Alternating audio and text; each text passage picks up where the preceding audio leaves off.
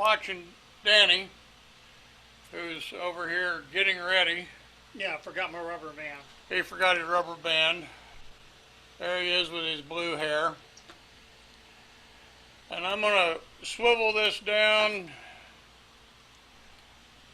to see how it looks.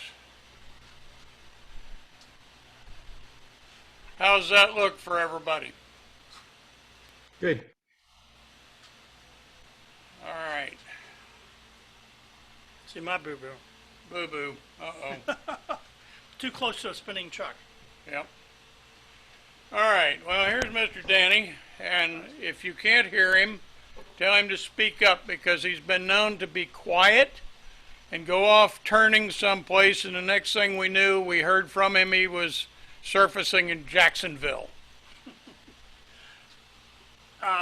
A couple months ago, Ron had me do a video here. And I can turn that underneath this. It's okay. There he is. They don't want to see me. There you go. All right. So I demonstrated my off-axis chuck that I made many years ago. That was carried by Penn State Industries for 5, 6, 7 years. And then they decided they didn't want to carry it anymore. It was getting too costly to order what China wanted them to order as a minimum. So they stopped selling it. I have what I have, and I know where there's a couple in existence. So anyway, so you do it all by holding your wood in a chuck that's mounted to my off-center tool, to the off-axis, so that anything that you can hold in your chuck, you can turn off-axis. Like the Cindy Drozda three-sided box can be done on there.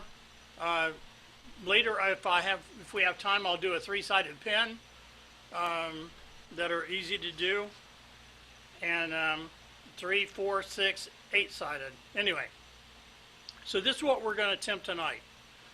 So it's basically you start a bowl like you would a normal goblet, and on center, and then bring it off axis, and you turn the concave side, convex side, rotate it 180 degrees, and do the convex and the concave.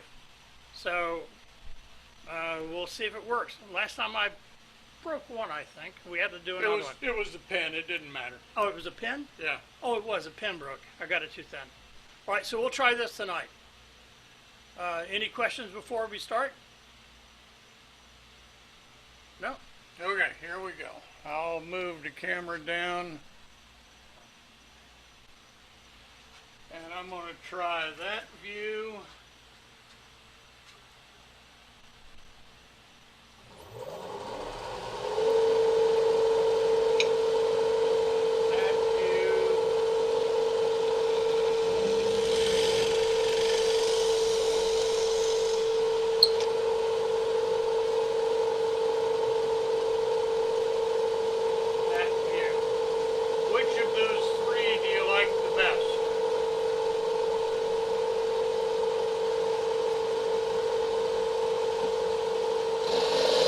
If he's going to be following out the end, we probably need the end view.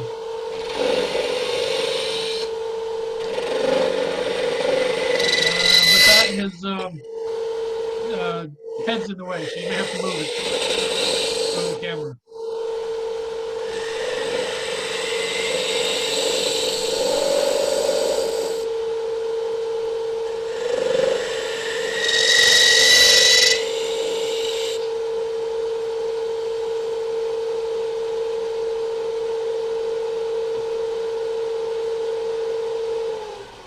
All right, so I have the bowl of the goblet turned, which comes down to there. So the base will be down here, and then right about there is the middle. So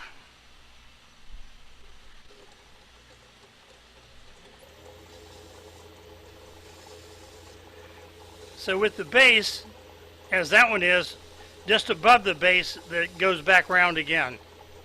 So right about there. We'll see what happens. So I'm going to take and do all the center that's on center first, and then move it off axis, and then it probably be going back and forth. Which I didn't bring an adapter to go from 1/4 inch, inch and a quarter to 1 inch. So it's going to be fun.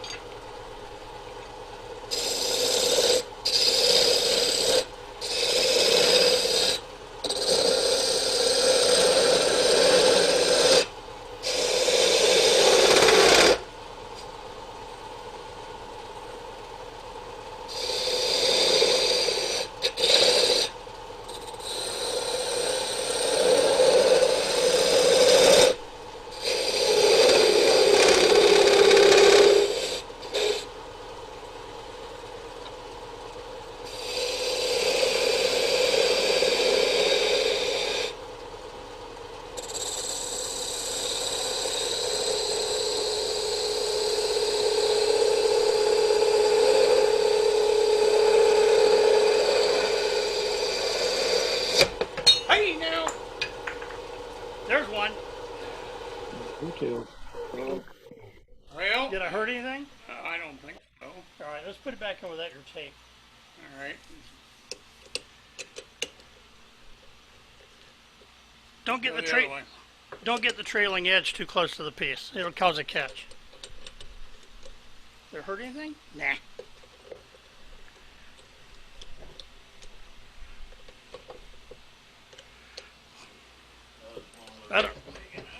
I don't. Ain't gonna work. Uh, Not gonna work. okay. Well, can we It's almost like you got the 10 and 2 small. Yeah, it's made for my chuck. Not. can we chuck it on this? Yeah, we can cut that one off. Let's take it to the bandsaw and cut that one off, and we'll chuck it on here. Okay. That's another advantage of virtual demos. Nobody got hurt. Say again. With the virtual demos, you can have wood flying all over the place, and nobody gets hurt.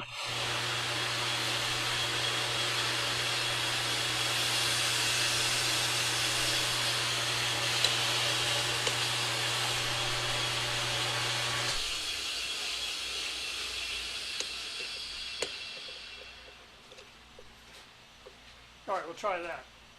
That was real loose in that chuck. Yeah, it was my fault. I thought I was tightening it, and Well, you had it tight. It was too small. yeah. Well, we tried. We We tried to hit some of these people in the audience, but couldn't reach them.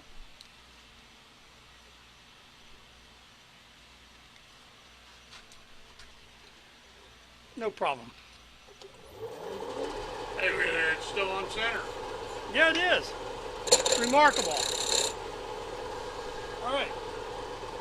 Question. Yes, go ahead.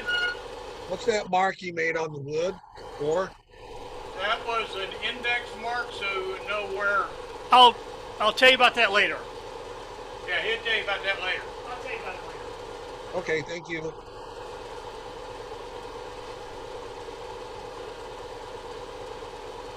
Which one? I'm just thinking. Oh, that's I don't want to do that yet. Okay. We got that done. And there. Okay. We need to go to the off-axis tool. We need to go back to the other one, to my chuck. okay. And I think it'll open far enough to grab that.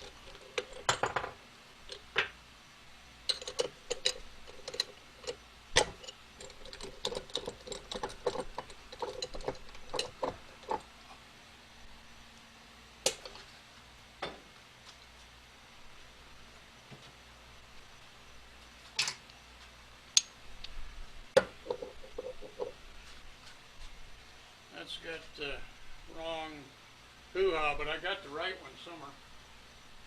You want one? Oh, no. I'm good. No. We got to go. I'm all good. Okay. Yeah. We're all No, good. that won't. Yeah. Duh. should have brought my damn adapter.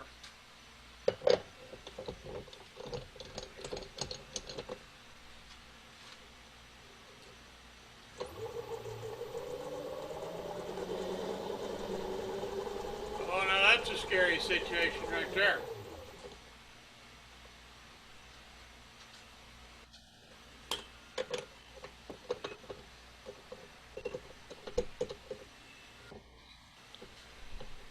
Okay. Take yours off and let me turn that one down just a smell. You can't turn it down. Why? I don't think. Yeah, take this one off too. Yeah. They're heavy combined. Oh yeah.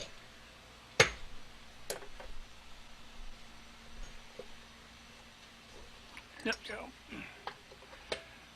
Okay. You got a Tommy bar of some kind. Yeah. There it is. No, you're supposed to use your hand. Yeah. Okay.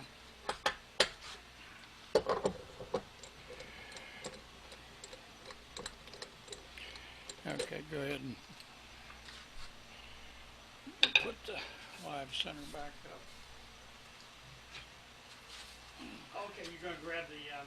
Minor adjustment. We'll be with you right after the technical difficulties are over with.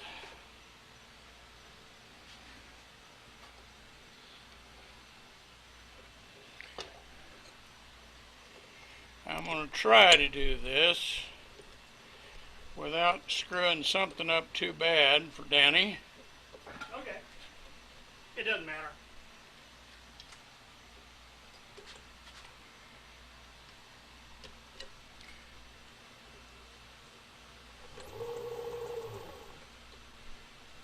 It's all good. That's pretty close. And we didn't need but a squeak off of it, did we?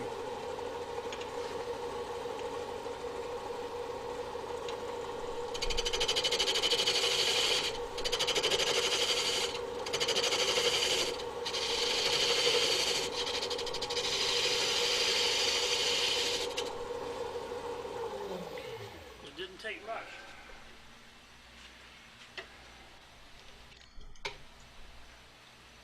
See if it'll fit in here before we go too far. Yep. There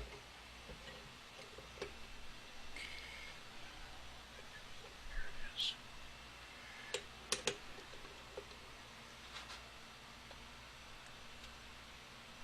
Another squeak.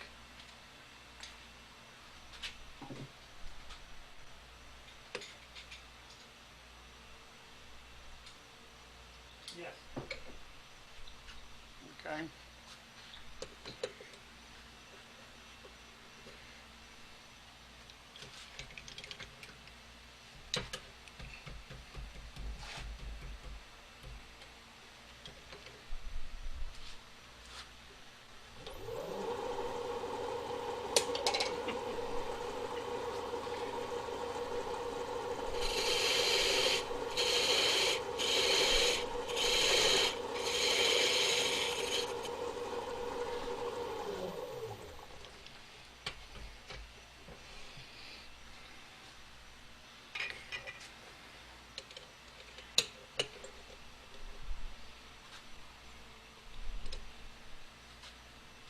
It goes. It goes. We're back.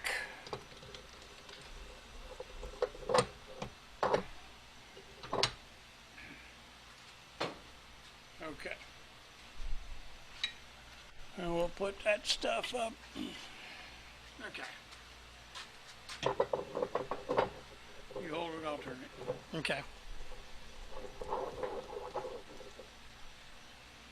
I need to bring you some washers. I'll get it. I got it. I got it. You're gonna go ahead and leave it on. Leave it on? Yeah, leave it on. Ah. I'll put it on when you need it. All right, because when I get it down a little ways, then I put a piece inside the bowl to stabilize the stem. Okay.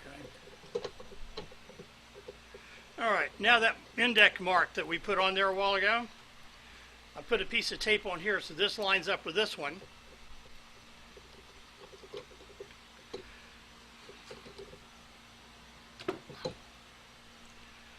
So now, What did I see move? Oh, that's not. it's not tight. Okay.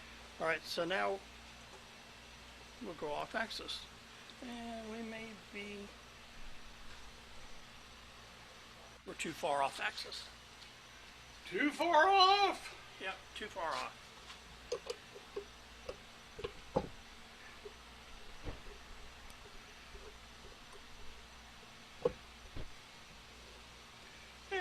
That's better.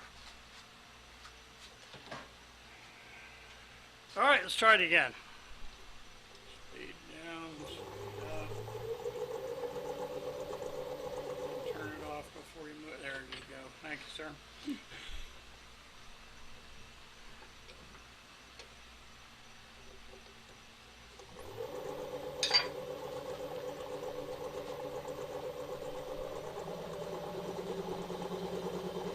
All right, so you move the center down now into here.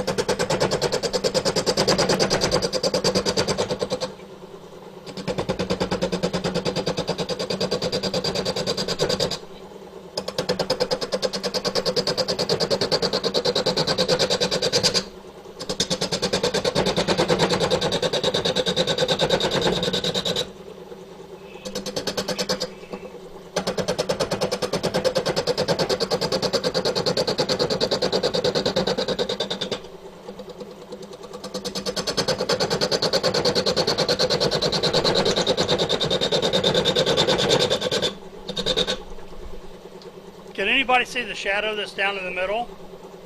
That looks Yeah, like, pretty good. can you see it pretty good? You can see it. Okay. This, when you get to that center that looks round,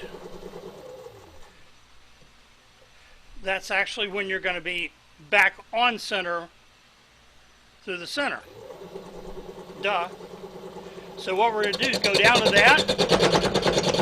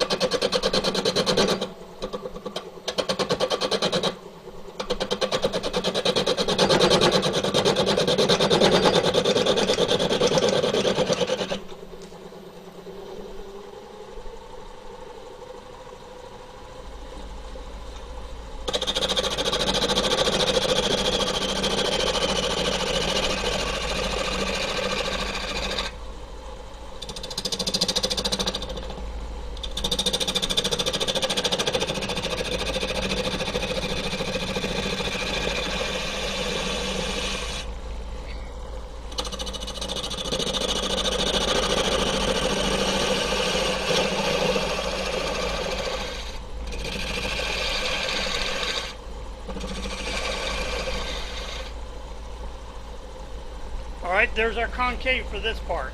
This one is convex. So we start on the outside and work it to this one.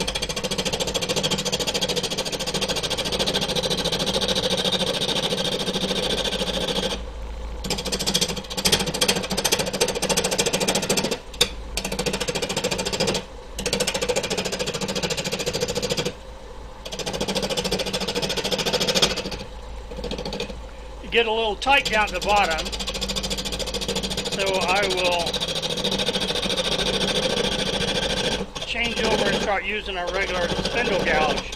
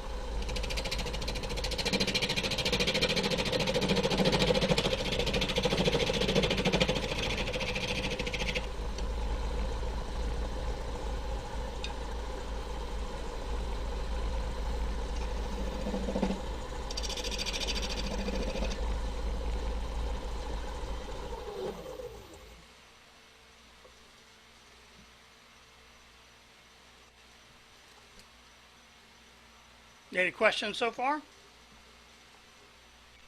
Quiet. I don't think they're asleep. They're not asleep, but They're not asleep. questions. All right, now the index marks that I showed here, I took and put a piece of tape on this side 180 degrees from that one. So the mark that I have on here,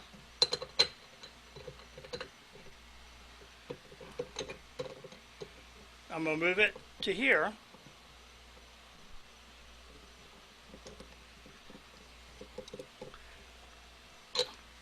All right, now we'll be working on the outside of this one and the inside of this one. Oh, how do you keep all that stuff straight?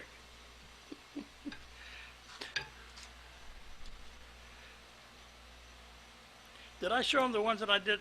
They didn't see the ones that my samples, did they? Yeah, I think they did. Did they? Yeah. I thought that was before the You meeting. showed us one. Well, you want to show them again? Yeah, that's that one.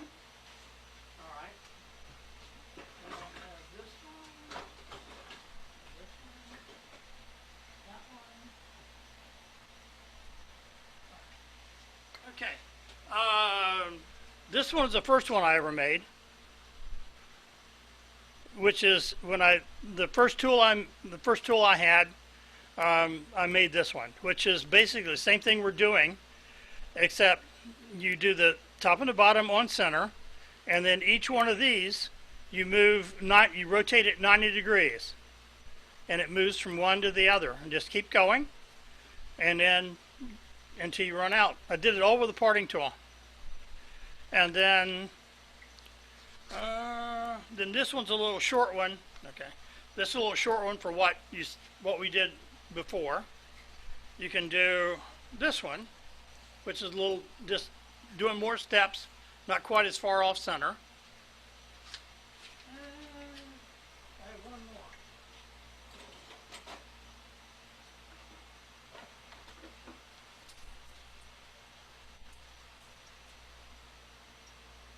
Oh, there it is. Okay.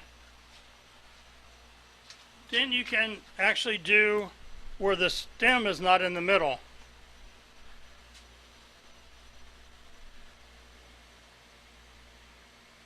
So, and the top is three-sided with a round hole in the middle, just like Cindy's going to do this weekend.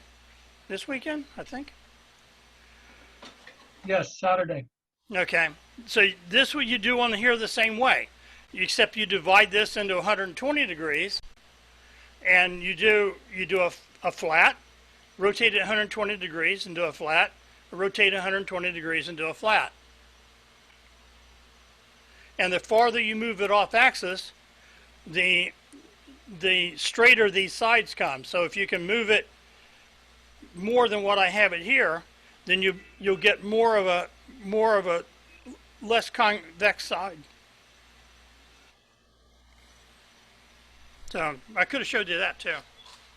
All right. Let's try this again.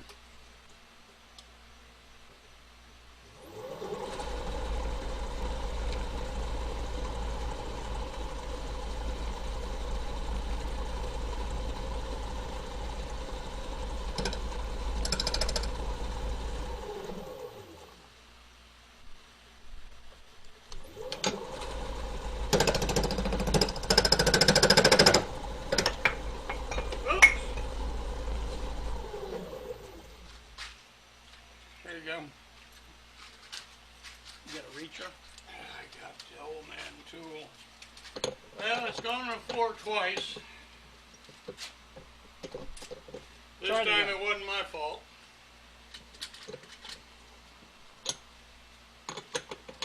There's not much of a tenon on for what we're doing. Yeah. And it's not grabbing, but just right on the edges. It's okay. Because we're going to have to go back to the center one.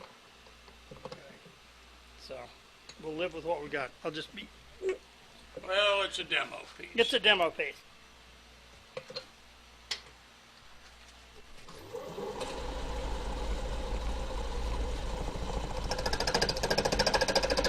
Lighter cut.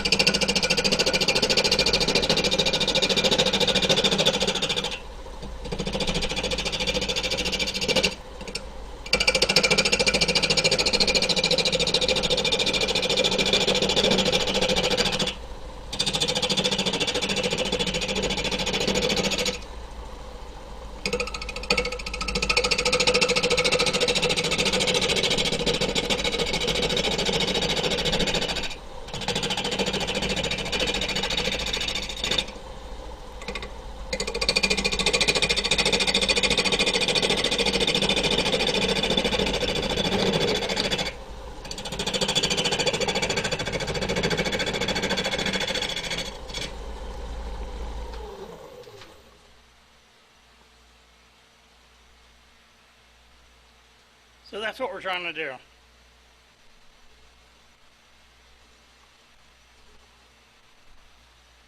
Any questions? No, not at the moment. So when you get those shaped, obviously that's hand sanding, right? You're not going to be able to sand while it's that. And then how do you go back and finish off the pedestal? Okay, here you come in with a like a parting tool, and put the center piece here, and I'll take this down a little bit more, and we can clean this up right in here, and you'll make a stem on that end. And then you can, if you want to come in with a parting tool and make a notch here, to give a separation from the top and the bottom one, or you can leave the two and just combine the curve. That becomes what you want to do. Yeah.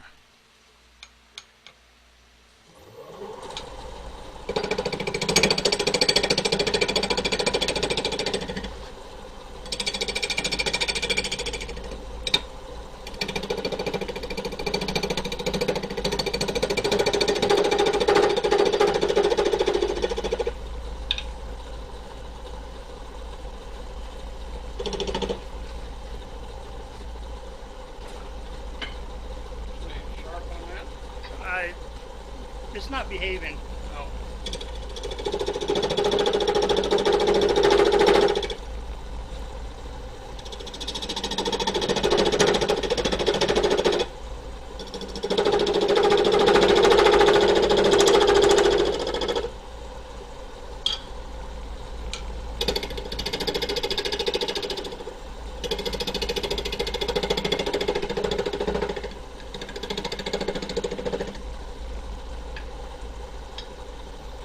Hey, Ron, blow the shavings off. All right.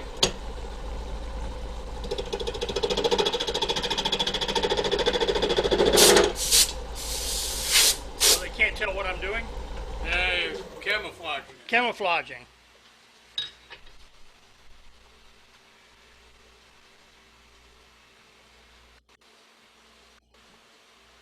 All right, so to clean that up, you have to go back the other direction.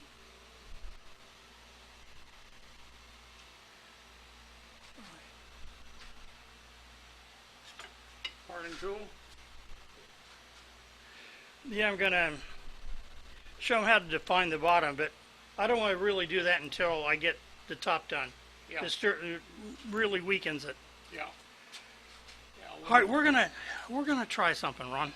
All right. I tell people not to do it. Uh-oh. You don't have to, because it's indexable. That was the whole reason for building this the way I built it, is that you can do one, you can come back and do another one, it'll look the same. The amount that it's off axis doesn't change. Wherever you rotate this, it doesn't change in relationship to the amount that it's off axis. Just change where basically the center line is. So in the beginning, people had me put the marks on here, the degrees. Yeah. That's irrelevant. They mean nothing. But people think they're good. Once you come off center, then they don't amount to anything. All right. So what we're going to do,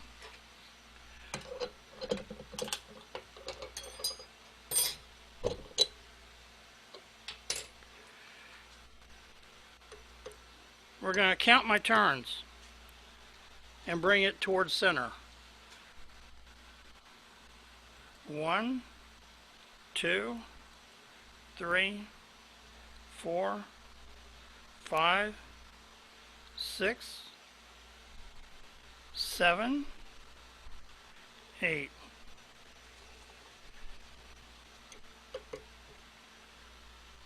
Nine, 10.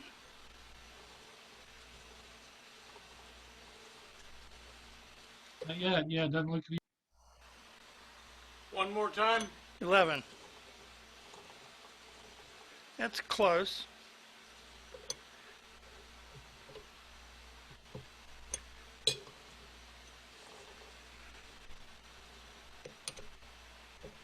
Are you creating a new center line?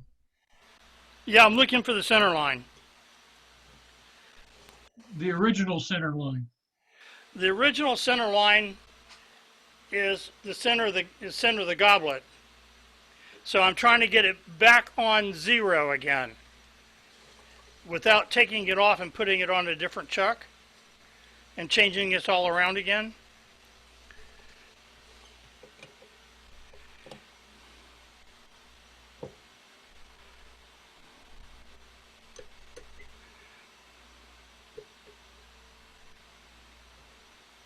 So looks like basically you have the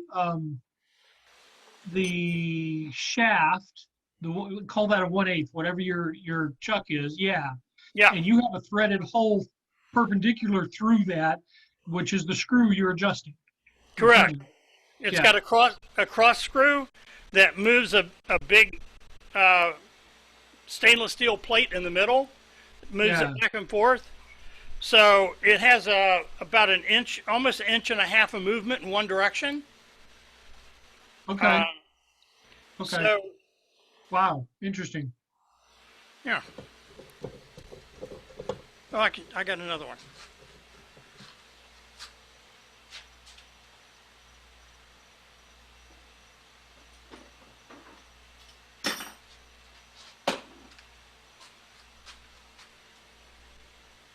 See, it's got a slot, so the piece can be moved back and forth. When you change it with the 5/16 32 or whatever it is, a really fine thread, and then when you lock your chuck to the face, it pulls this against the back plate here, and it locks the two together. So there's absolutely no wobble whatsoever. The center is a 1/2 inch 13, and I'll tell you about that later. There's another tool that I made.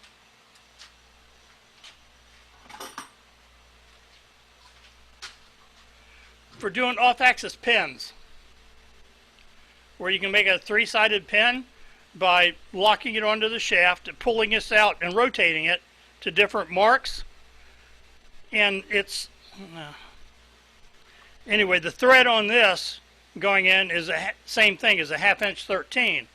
When I designed this originally, I designed it to put this in the middle, and then I go, well, that's a lot of weight just to sling around. So I came up with this piece, and you just move it from one hole to the next instead of being able to move it farther. If you really wanted something that you wanted a really flat side on, then you could take this and screw it into here, into the center of here, and move it also. But You say PSI no longer carries those, correct? I don't make the big one, but I have these if somebody wants some. For doing pins or wine stoppers or whatever you want to do off axis, you can put on a mandrel, you can put on here. You don't need this one to do a pin. This is a 1" 8 and screws right onto your headstock. Okay, cool. Let's make sure Randy has your contact information go out with the newsletter. I probably have a couple dozen of them left. I'll put Danny's email up right now on the comments on chat. All right, so now it's right back on center again. And I think we did 12.5 turns, if I didn't lose it. All right. Yeah, close enough.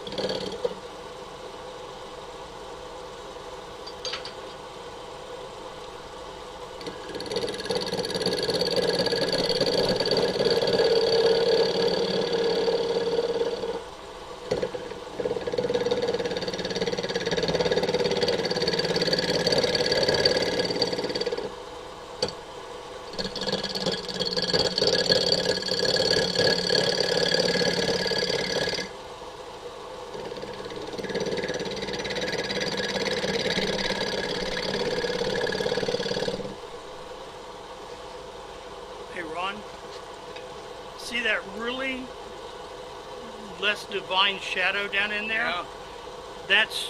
that's your piece. Where no, don't. Okay, you can't see it if you stop.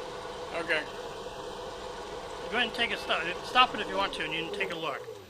You're trying to remove this little bit of material right here that you can Yeah. see down in the base of that shadow. Yep. The same thing up here, what I was removing, and what there's a little bit left right there.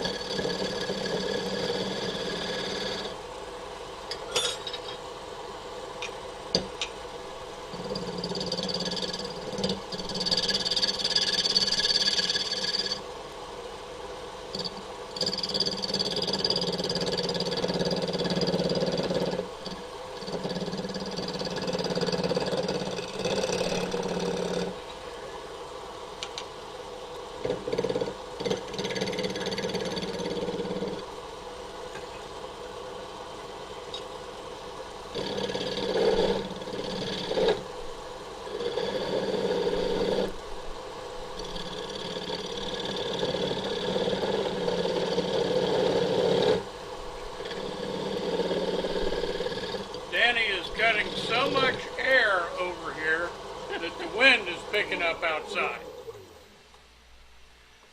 All right, does that bring it any more to what you think it might look like? Absolutely. I got some right in there and clean up.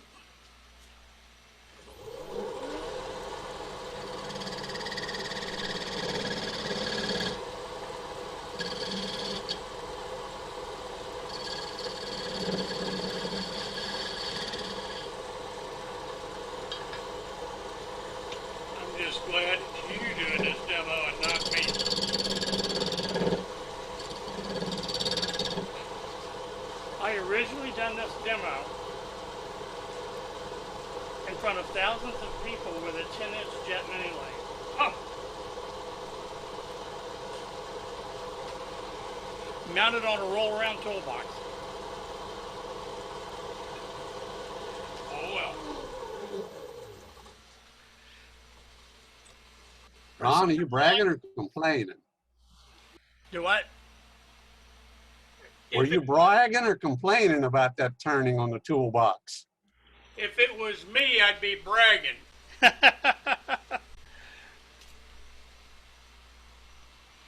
All right. Danny was on the road at the different symposiums Yep. selling his stuff before Penn State Come on, picked quit. it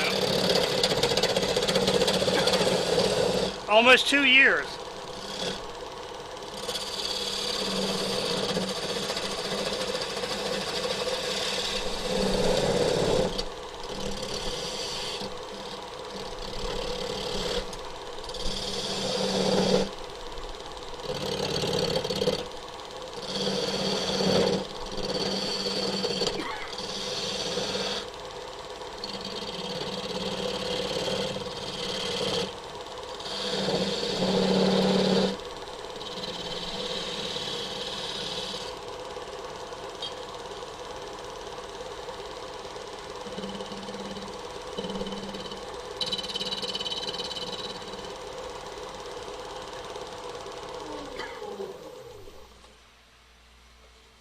All right. Now talk about this thing being indexable, right?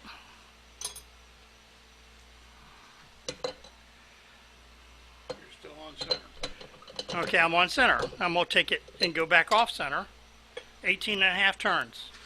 12 and a half? 18 and a half? 18 and a half turns. 1, 2, 3. Oops, wrong way. 1, 2, 3. Was it 18 and a half turns or 13 turns? I thought you said 12 and a half. 12 and a half? Okay. I'm moving this just a little bit.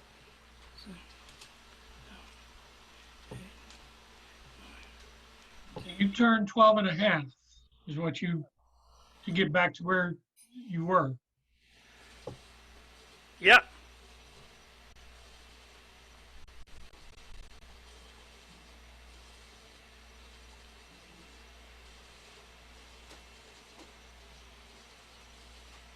That's it. We're back on. Back where we were.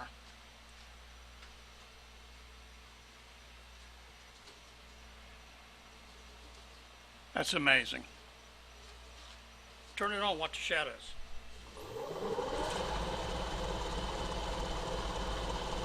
Pretty darn close.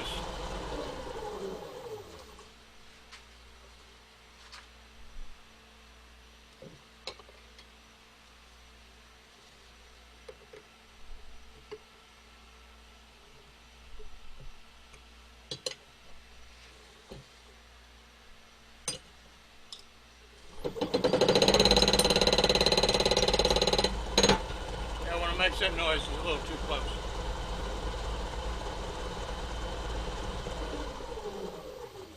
It's close, but it's not quite there.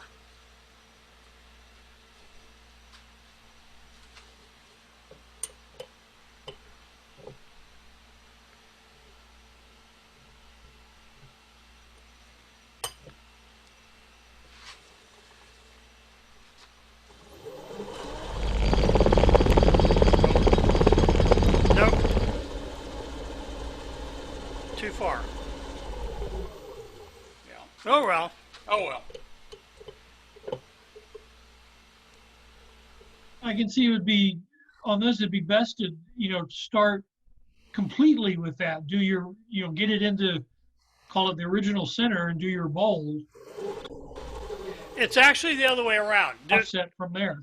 What I normally do is I take it when I want to go back on center is not move this at all, but unscrew this and then put this back on your headstock. So you take the chuck Okay. off. Oh, well, I meant to keep, okay, I see what you're saying. Yeah, so as long as you don't start moving the screw around, you take it off the here, put it on your head, take the off-axis tool on, screw that back onto your headstock, you're back on center again. But we're close to being on center. But you get the idea. And then just bring this down and part it off to make your base. But you can actually sand this.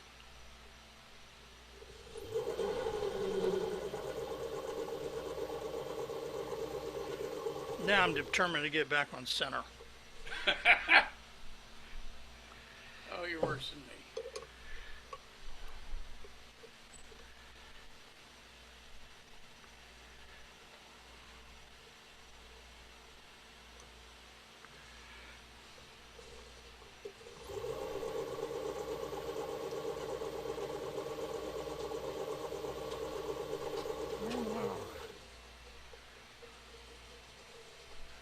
I'm too, okay.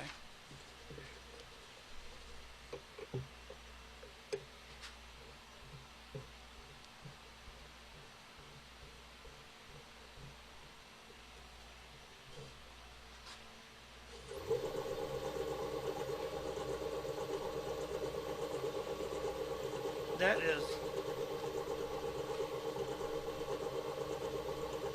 fairly close. Anyway, you just, if you've ever drilled, sanded anything that's off axis,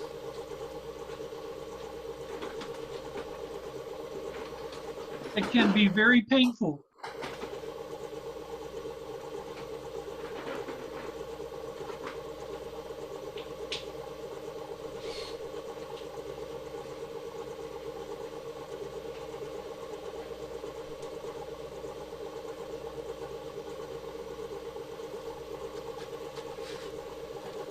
He really didn't go home. He's just looking for stuff.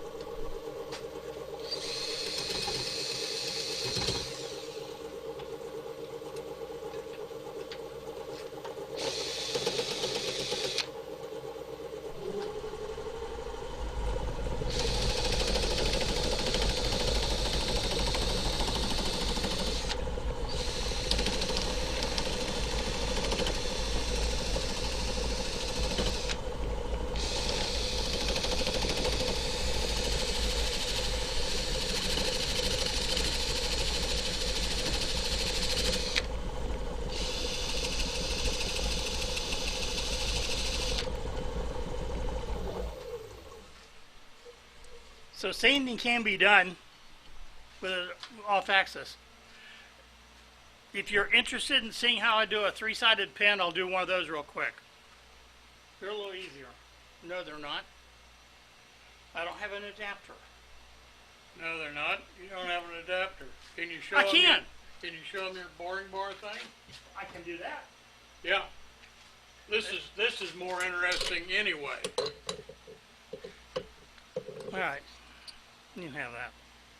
Have you ever made a candle holder out of one of those things, or is that too top heavy? All right. Lee Sky was at the Florida Wood Turning Symposium 2 years ago and did a the Friday workshops where he took PVC and he took pieces of resin. You want my chuck? Or your chuck? I don't have one. That one doesn't fit? No, this one should fit on there. Yeah. It'll fit standard fit. Okay. So he was doing these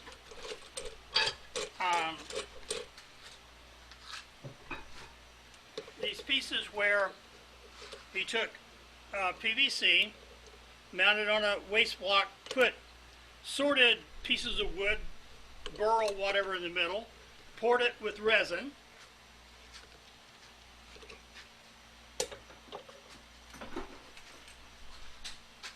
like this one, then put it in the lathe, turned it off, and then made them into little hollow forms. And I got to thinking about that, and I came up with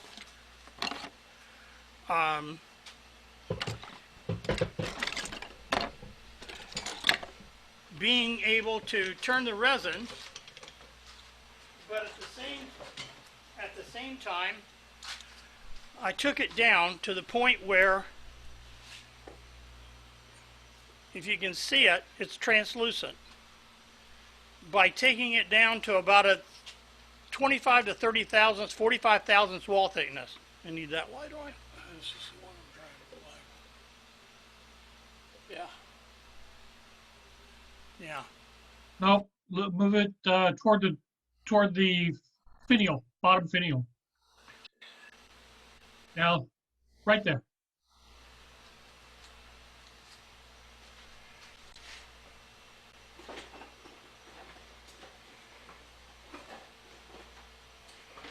This thing begs to have a little LED light on the inside. Let's see if we can see if this does better. Not really. Oh, what's so much is the ambient light. If you'd like turned off the.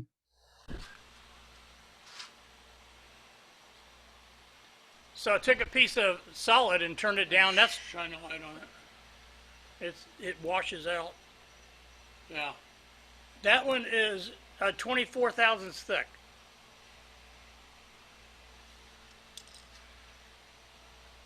Wow. And okay.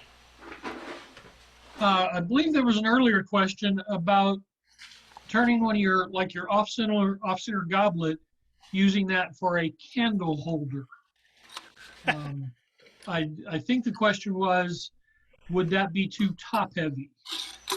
You know, my opinion is if you had something like a little tea light, you would be okay. But if you put like a taper candle in it, yeah, that'd be a problem.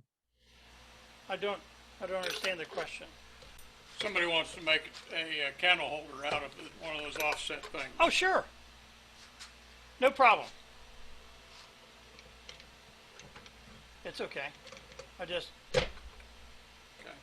It's gonna, I hope it doesn't rotate, but we'll show them. Well, I can lock it. if it's a candle holder, you can also weight the base Gotta rotate by it in the taper. Oh, it shouldn't. making Alright. the base kind of hollow and fill it full of BBs. You can't, because when your quill goes out, your drawbar gets longer. So it works really well on a Nova lathe. That the quill moves back and forth with a threaded handle. So anyway, the way I do it is I bought this piece from on Amazon, and what it is, it's an indexable milling head, designed for a milling machine or to use in a lathe, and not on the tailstock but in the headstock. So what I did was I do it like this. Then it has a cross thread on it that's in thousandths, so you can move it 1/1000th one direction or the other. So I turn this down and then bring this in and start boring the middle. Do you want to see that? Sure. Okay. What time is it? It's 8:15. Oh, sorry, I didn't hit the space bar. I'm not sure what time we have, but you're willing to show it. We got about 45 minutes. It won't take long. These are quick. Okay. Yeah, like some more information on that piece that you had. Now, is that solid and poured? The PVC is used for a mold, right? Yep, I use actually a Christmas tube wrap for mold, and then hot glued it to the wood. And when you use the resin, it has to be an absolutely very good seal, because that hot resin, when it starts cooking off, will find a little crack and it will run everywhere. So I pour it in here. I put the wood, glue it to the wood block, whatever I'm going to use for chunks of wood. Those little pieces of burl and stuff that you cut off when you're doing pieces, save them if you want to try this. And then I use 2-part epoxy and glue it to the wood, and then put a little notch that fits the paper tube, and then hot glue the tube to it, and then pour it full of resin, so that it's really easy to turn the paper off. Where what Lee Sky did was put it on the bandsaw and make notches around the outside and then break it off. Okay, the next question I was going to ask, could you put a tube inside it so you didn't have the solid, but so you didn't have so much work getting the wall out? It's really easy getting the center out. Not an issue. Yeah, But well, you could say, I don't see why you couldn't put a small But- tube in. you could, if you were making a larger one. You're making a small one like this, you don't have very much room. Yeah. So Yeah, you're it depends on what you're putting in as your fill. correct. Not the acrylic or not the polymer, but if you're putting wood pieces in there, they'd have to fit the gap between the two tubes, the inner and outer True. tube. Yeah. If you've got bigger pieces, then you can't do that. Yep, it would work. If you turn this on a bigger scale and you were trying to save resin, then yes, you could glue a tube to the inside and put your wood on the outside. Just put a piece of PVC 1/2 inch or whatever PVC pipe in the middle, and then you just core that out when you're hauling it out. The thing about I've tried doing these by hand, by using a hook tool or whatever scraper or whatever running on down on the inside. The bad thing about those are they're not precise, for one thing, but you put an awful lot of side pressure on what you're doing. Your hook tool is pushing against that thin wall. So the thinner it gets, the more it pushes, and then it gets to the point where your wall is actually, like when you get chatter, it's your tool pushing the wood away and then the wood coming back. That's what's creating the chatter. So with using the end mill, you're not cutting side grain at all. You're cutting all end grain, and you're taking just that little tip of that end mill and putting pressure directly against the base and not on the sidewall. Make sense? So that's why you can go down to a 25 thousandths if you want to on the sidewall, because you're not pushing. You can squeeze it. It's flexible. I don't think I brought a. Did I? Yeah, I can see that.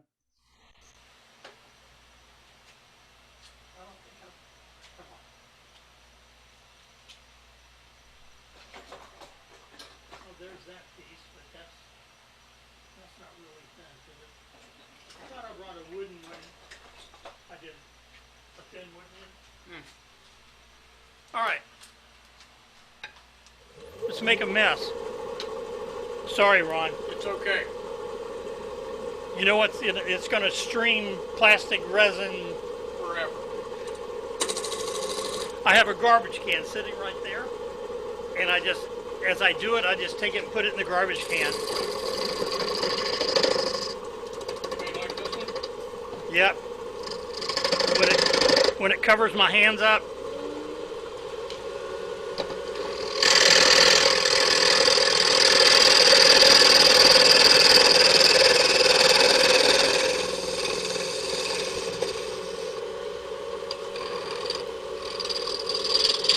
Now, was your outer molding tube on there? One And more you just time. cut it off? One more Or time. was that straight acrylic? No, that was cardboard tube that he was cutting off. Cardboard tube and acrylic. Okay, okay.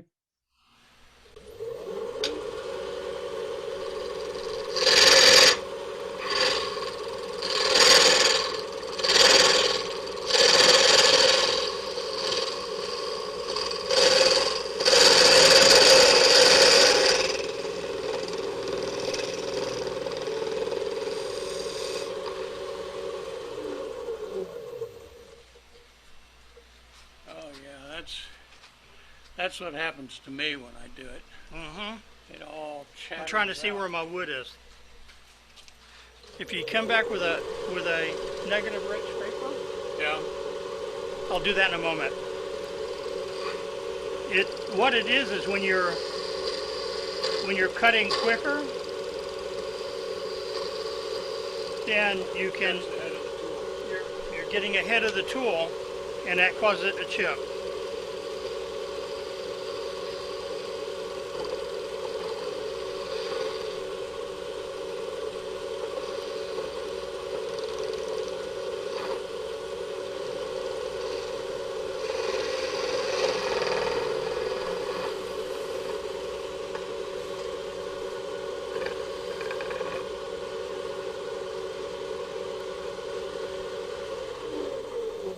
I'm trying to get down to I see wood.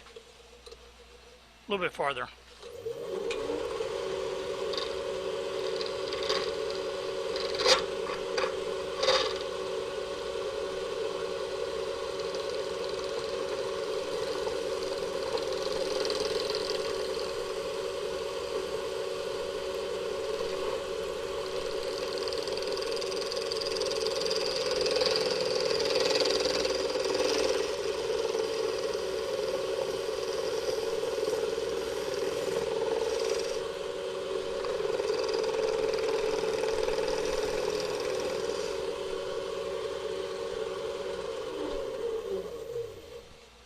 Aha.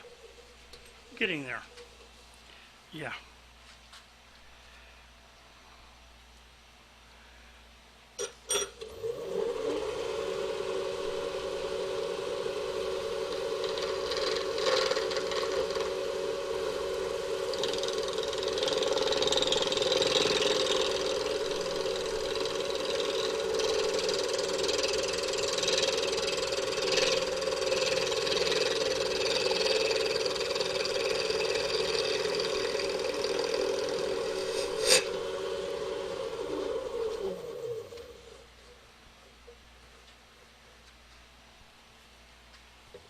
Yeah.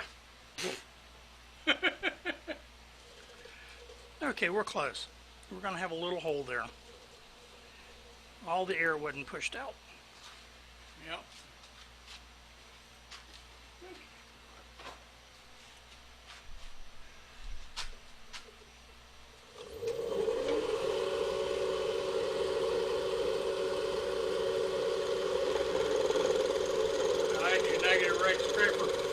Yep.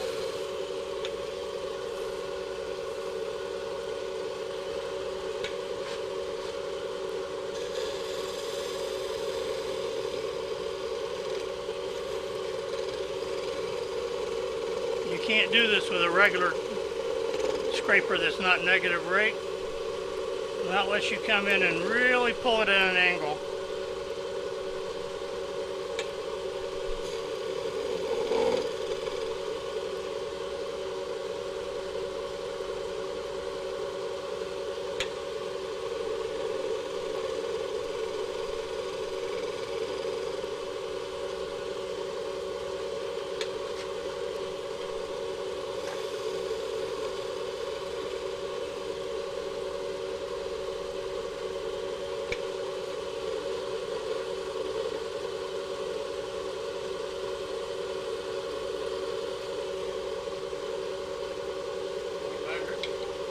Do what? Yeah, it's pretty good. There's a little thick right there. A couple of thousandths. Question. Yeah. I tell you, for your milling to work, the outsides have to be straight, parallel. You can't do a If you're, curved surface. You can, but it'll be different thicknesses. Yeah, that's what I meant. so I make these kind of a barrel shape, but you can make 1 inch thin and then the other, but you can still make it inside, but it's still considerably lighter than, and you take the scary part out of using a hook tool on the inside, trying to remove the material on the sides.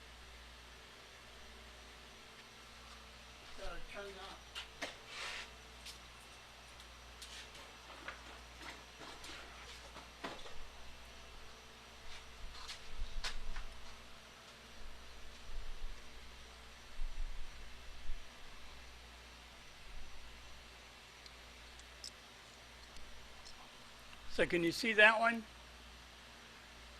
It's Yeah. so it's translucent, but it's still barrel shaped. So you're bigger in the middle than you are on both ends. The one thing you don't want to do is when you go through is you want to know what this diameter is compared to this this diameter, because if this one's smaller than this one by much, you're going to go out through the side. So I try to get them straight or barrel in both ends about the same diameter. So, and then whatever kind of wood you got laying around. Then I finish it with the 3408.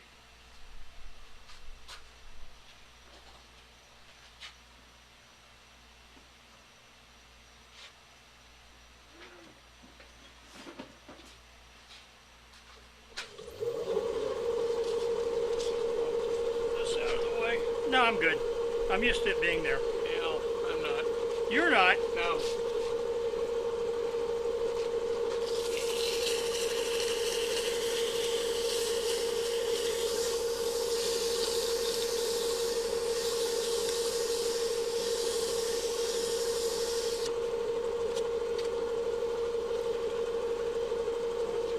What's 3408?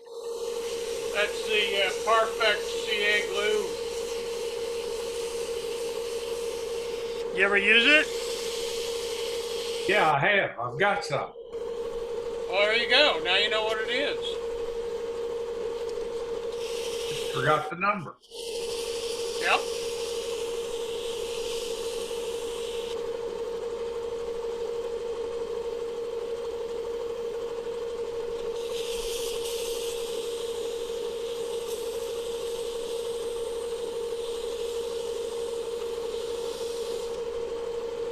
Do you have a piece of paper towel? Yep.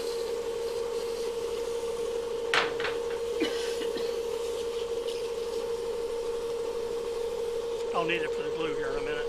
And I've got some rubber gloves. I don't bother with it. I get in more trouble with them. Yep. When I'm working with glue. Yep.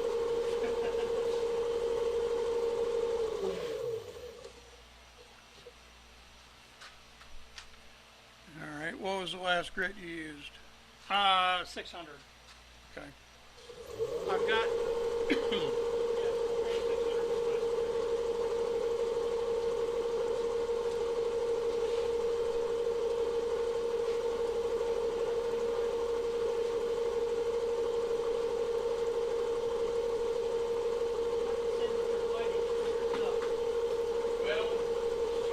Here I got 32. I got 1500. I think is what it is.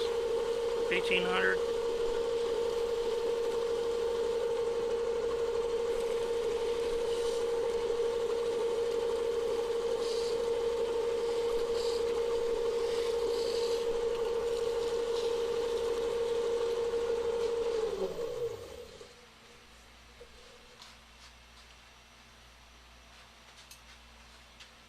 What did you have?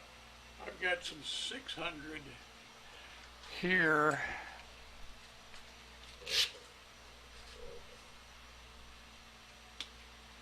That we can put on.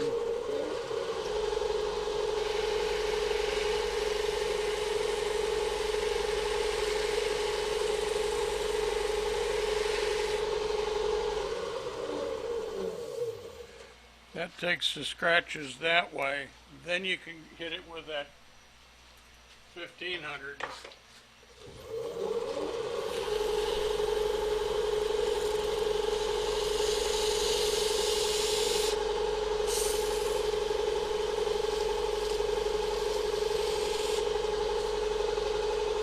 That's close enough. Like, so, Oh yeah. yeah. Another minute. All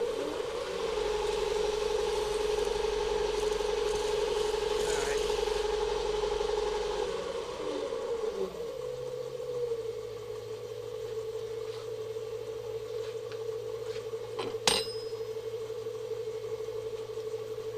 Bounty. Whatever I stole from the kitchen. The best paper towels.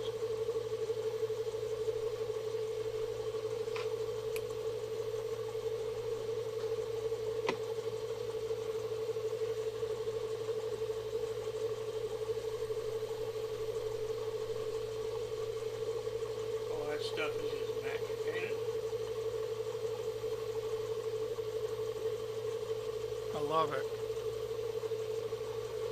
I did a bowl recently in it. I sanded to 3,000 or something, and then put it on. You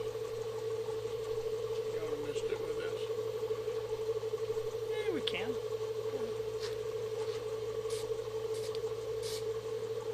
I'm gonna pour it. Again on it, 308. Yeah, Parfex 3408. 3408. Okay.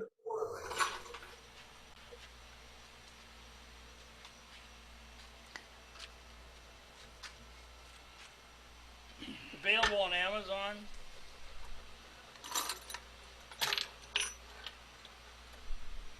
Available from Frank Johansson and Mark Soleil. And on Amazon and a bunch of different places. It was costing an arm and a leg to get it through Amazon, but now it's like $35 for that size bottle. Yeah, that's about what. Not bad. It's a demo piece.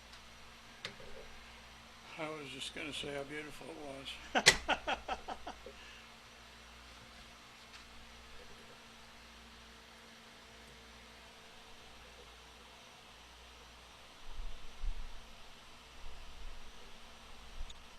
Do you have a link to that tool there you're using?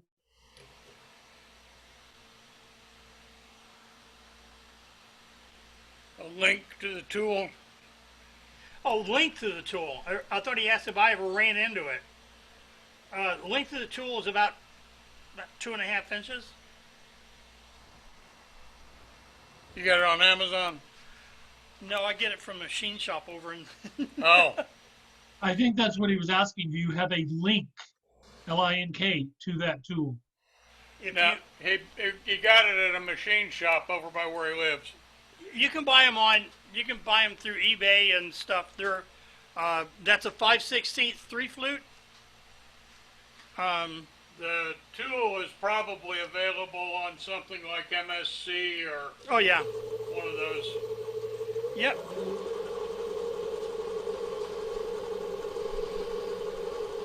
It's called an indexable boring bar Yep. or boring head. It's an indexable boring bar head, and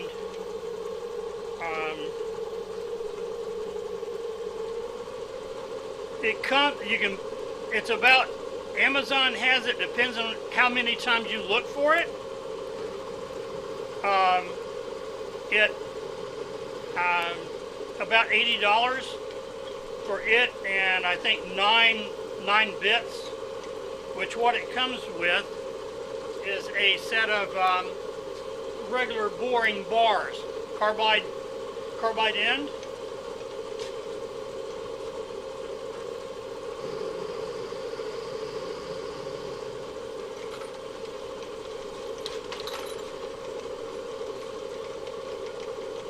Yeah, with those at different lengths, and it comes with, like, the set I got was like $39, and because it was all of a test, so you can get it in a 7-bar kit, which comes with a lot longer bars, and for like $80. Unless you go and look at it 3 or 4 times and can't make up your mind, then it goes to 119. And that is the truth.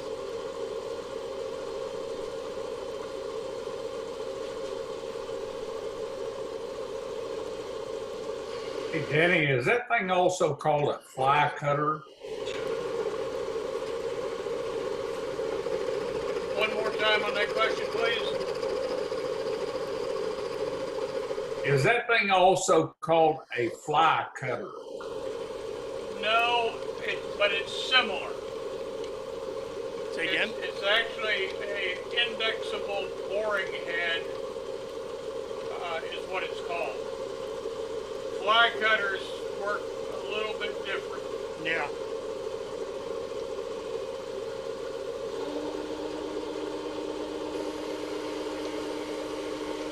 And he's running the speed up to make it cut better. For you and I all know that you slow things down to drill the hole out. It does if you're using something different. Yeah.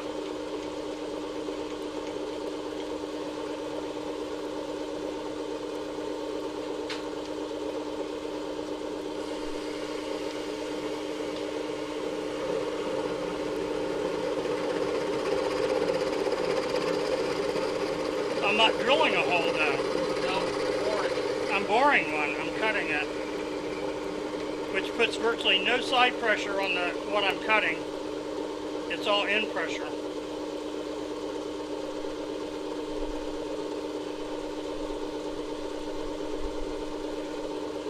Three revolutions, and I don't know exactly. I think that's about 75 thousandths, which gives you about 150 thousandths. I'd have to look at it. It's graduated in 1,000th increments.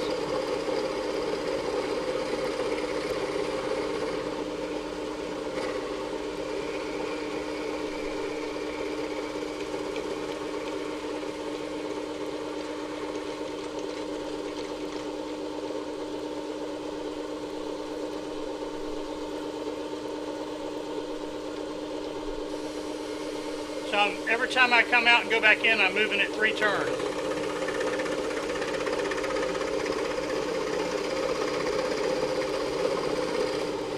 Is your air on? Yeah.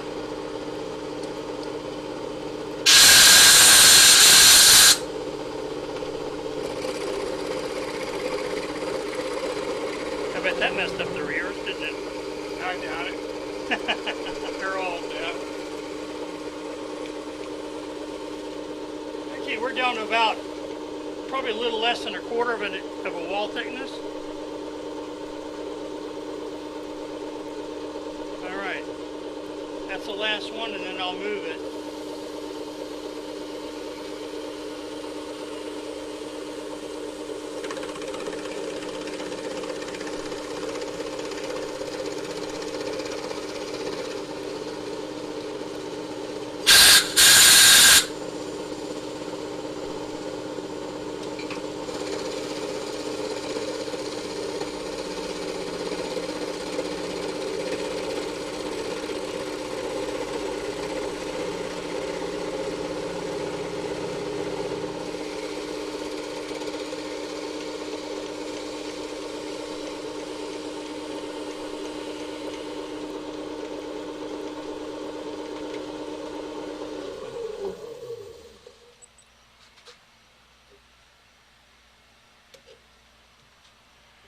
That's 105 thousandths there.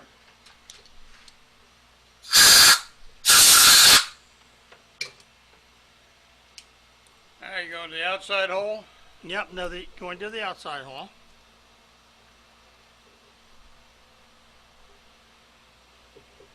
And then I bring this back across.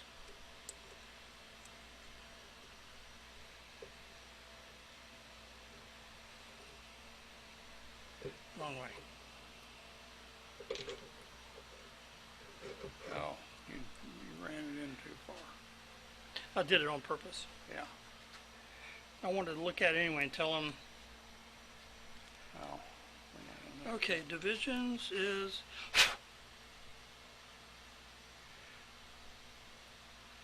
so there's one division is a thousandths. So there's one turn is 50,000, correct? 10 marks, so it's 10 thousandths, 20, 30, 40, 50 thousandths. One division is 1,000th. So one turn is 50,000. There's one turn is 50 thousandths. Now you're gonna have to move something. Nah, I got it. You got it? Yeah. But I got to bring this back. Yeah.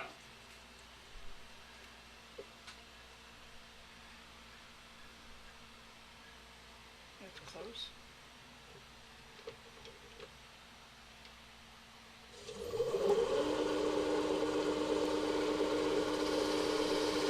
That's real close.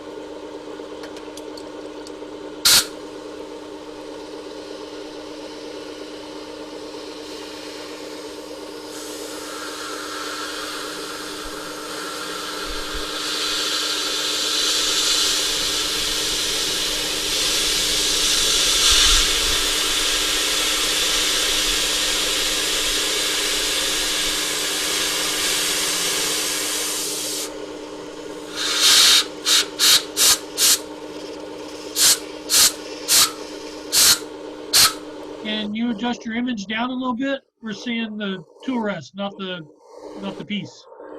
Sorry.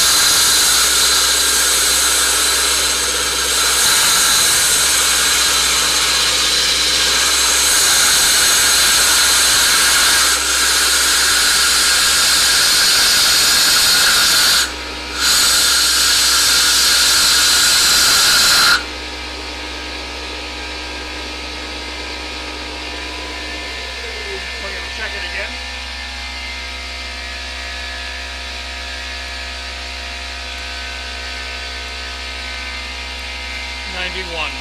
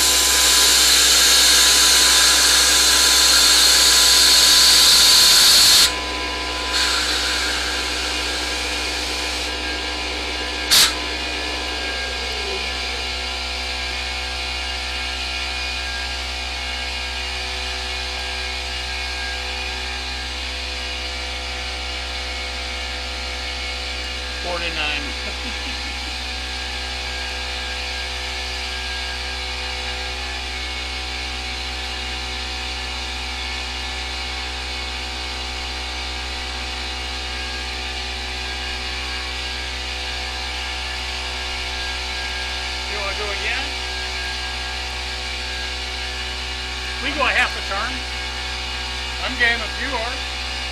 See how it's. So you couldn't cut that with a regular tool. No.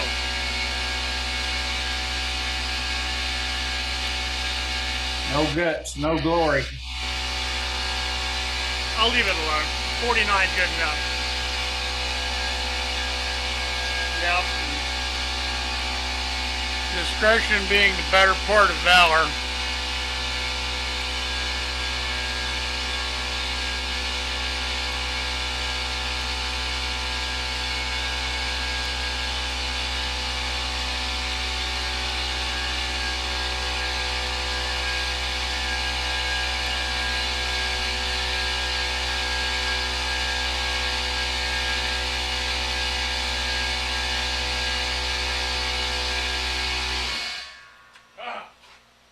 Sockly Blue, what is that noise? Question on that boring head. Yep, I think that's what everybody was asking what that was, Yep, boring head. right? Is there any particular size on that? You want to, yeah, I think this one's like a 50 millimeter or something. I've seen a 2.8 or 2 inch and a inch and a half. Yep, that's what it is. But you 2 want, inch. what you have to look for is the number 2 Morris taper.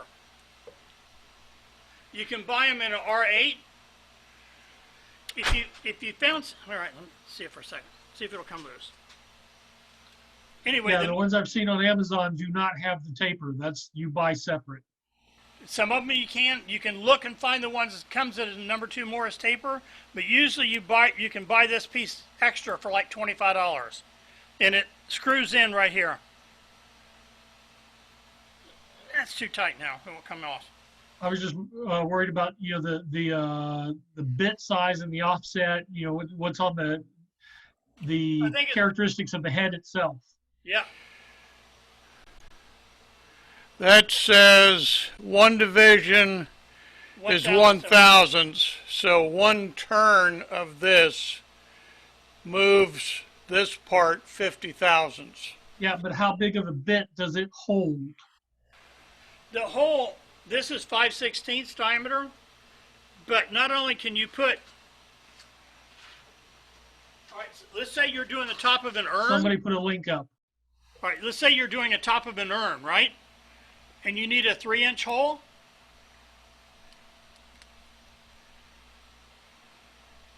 You take your boring bar and stick it out to the side. Yep. So one Okay. is like 1 inch and a quarter inch and a half. You can do, I think it does 2 inches total. It'll go from 0 to 2 inches. and But- then if you but do that's this, from it'll there. go that then you stick it in the side and you can go out as large as you want to extend. Yeah. Cool. Well, one more new tool. One more new tool. Now the real magic is when you sand the inside with about 400 grit, Uh-huh. and then hit it with a 3408. Let's use 320.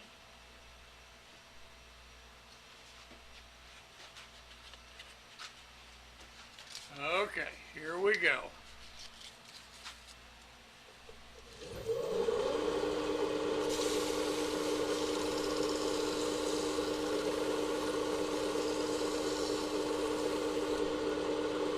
It really makes them translucent because you've already done the outside. Yeah.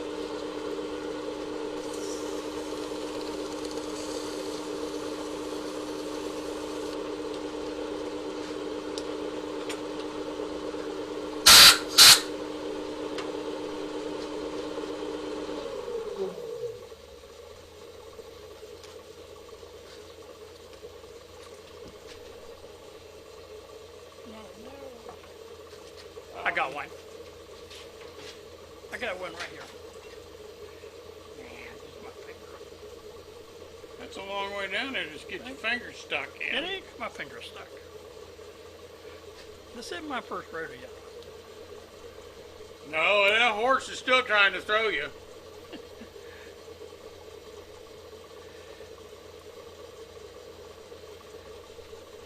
This is what he didn't want to use.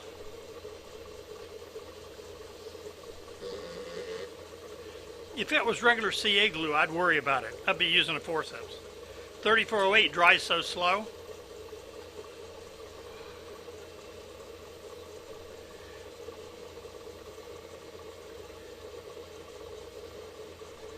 You've got a good 45 seconds to a minute of working time before it starts setting off. See, there it starts to get stuck to my finger. Yeah. It almost threw you.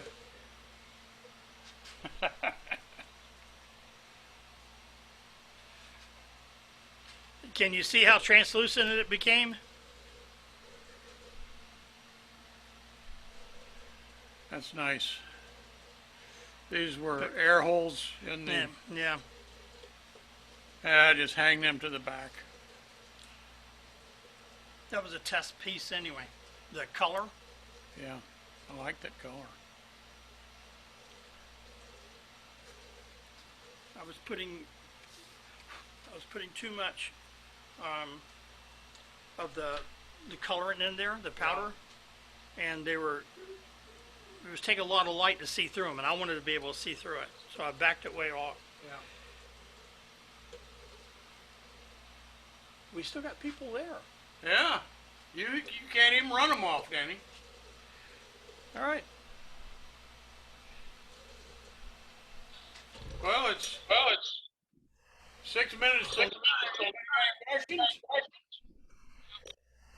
We've got time for one or two more demos. Tool up there again so we can get a picture of it. All right.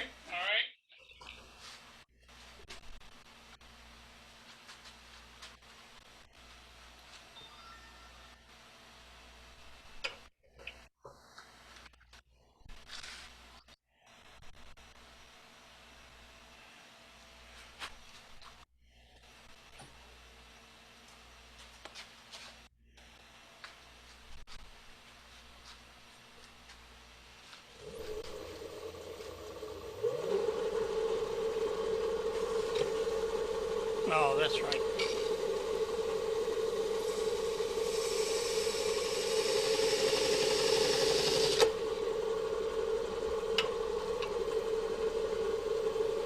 There we go, Ron.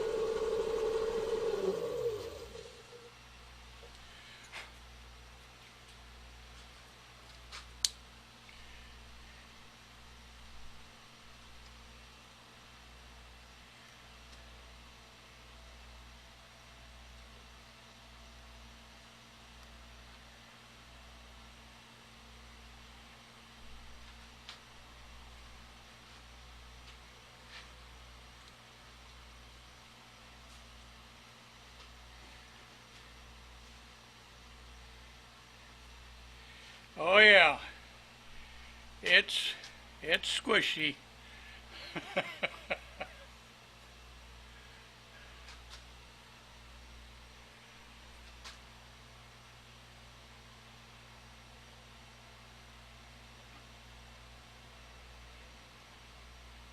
Not the best wood job though. Well, like you said, it's a test piece. It was a test piece. Those two that I brought with me were test pieces. Yeah. All right. Anybody got any questions? Then you use the. Then you use Nice the. job. Thank you.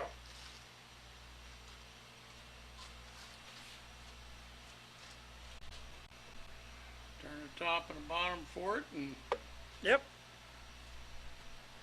I got hundreds of pounds of exotics from over at Gene Gross's house. And what I've been turning finials out of. yeah. Some of it I've never heard of. Have to look it up. Yeah. All right. If see how many of the tools I have for doing the pens, and see how many kits I can come up with, and they're just sitting there for me in a box. So you've got you got Danny's email address on the chat there. So if you look at that real quick, you can write it down, and I'll send Russ or somebody a contact for him. Or I think John, you already got Danny's contact information, don't you? Yeah. Yeah, I've got it. All right. Well, you can share it with everybody. Randy, can you include the information on that boring tool in the newsletter or something? I'll try. Yeah. I'll try to get something to you about that.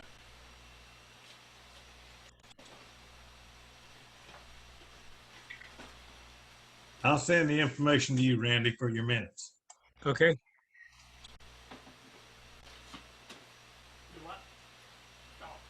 All righty.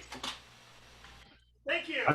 I just sent info to Russ Brimmer on that tool. It has a Morse taper on eBay for $54. Good. Like I said, I know with Amazon, the more you look at it, the higher the price. Did you email that to me? Instant message.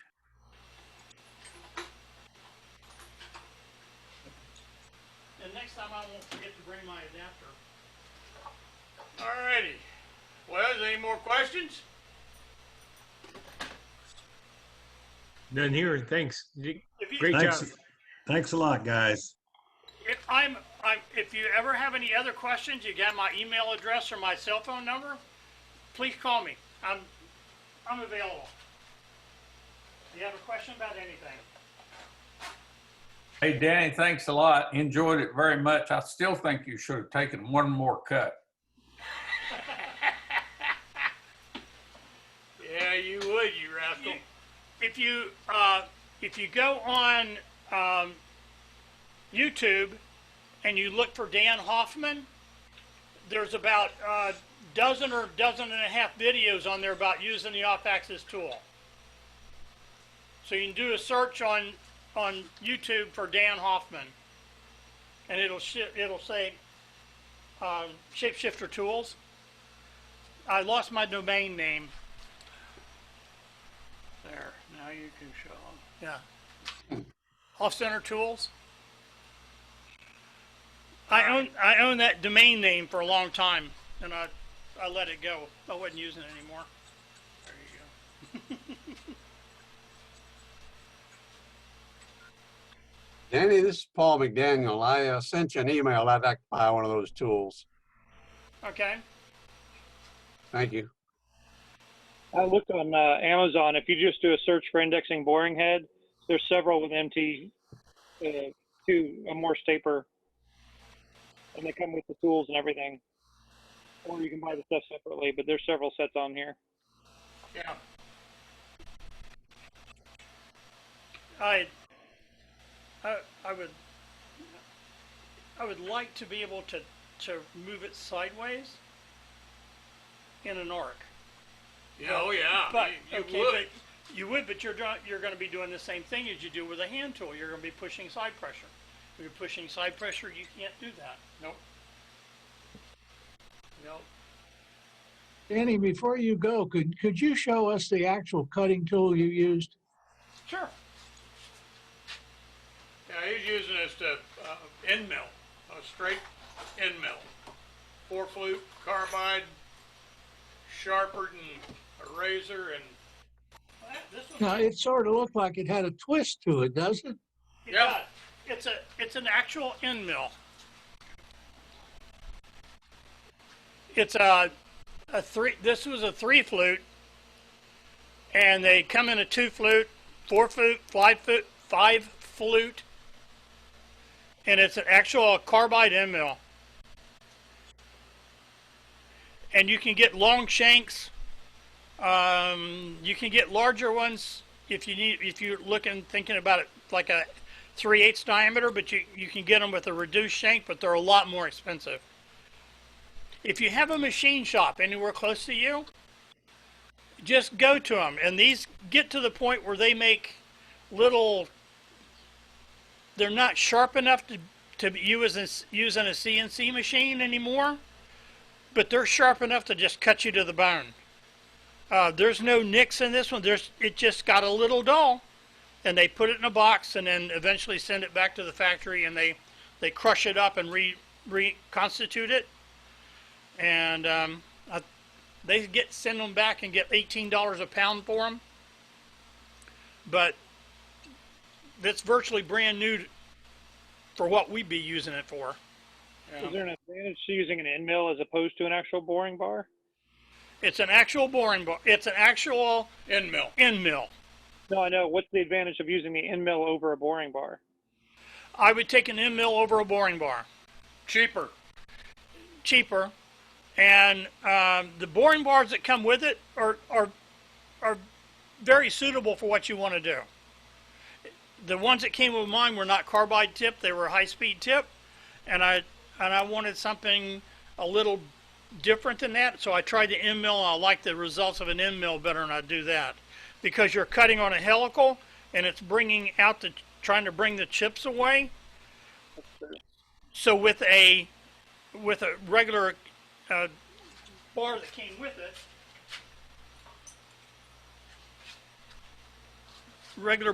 with it, then you're working on a flat, and the chips just go off to the side and have a tendency to more pile up. So with this, it tends to bring the chips away from where you're cutting. Gotcha. And a 2-flute would actually be better than a 3-flute. Cool. And if you go to that machine shop and they have some that they'll give you or sell you real cheap or whatever, and they're broken, you take them and turn them around this way and put them into a handle, and they are the best burnishing tool you'll ever find for pulling an edge on a scraper. That's right. And I think the guy that uses Alan Lacer. He sells this on a handle for $45. Yeah. A broken end mill and a handle for $45. Anyway, I prefer this over this. This I would have to sharpen because it's just high-speed steel. But this being carbide, all you do is rotate to another one, but it'll last you forever. And you can get them in I think you can get them in 3 or 4 inch shanks if you want to. Yeah. And with that diameter, you don't really have to worry about that much vibration off of the end when you're in a couple of inches. Carbide just doesn't vibrate that much. I was a machinist at a CNC machine shop for 4 years. So,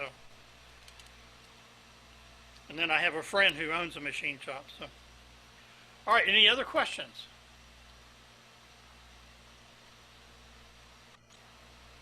I thank you very much for your devotion to staying here and watching me. Anytime, I'm glad to do this. I love to demo. I do. Well, thank you a whole lot. And, you know, maybe your assistant could move around a little faster and, you know, things like that. And certainly he should have adapters available for you when you get there, I would think. Well, you know, you just can't get good help no more. I have 9 lathes in my shop, and everything from 1.5 to 1 inch 8, and so boy, I made a mess of your computer, didn't I? No.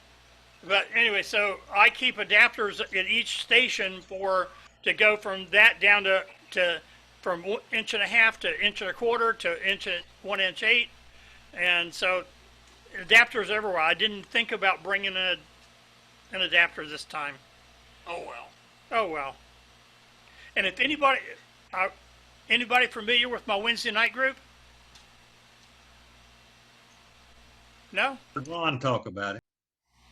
Ron talks about it. Yeah. Hopefully, I'm starting it back up probably in the middle of next month. And if you've had your 2 shots and you've waited 3 weeks, you can come and show me your chart, and we're going to start the Wednesday night group back up. So it's the most fun. We start at 9 in the morning, get to about 10 at night, and it's all free. Come and have fun.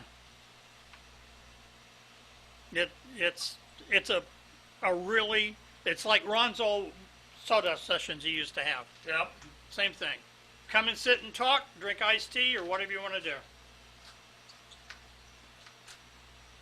All right, fellas. Well, it was fun. I'm going home. Good job. Thanks. Thanks so much. All Good right. night. All right, I'm going to end it. Clap, clap, clap, clap. Thank you, thank you, thank you. Clap, clap, clap. Yeah. Danny got the clap. Am I forgetting anything? I don't think so. I think I got it.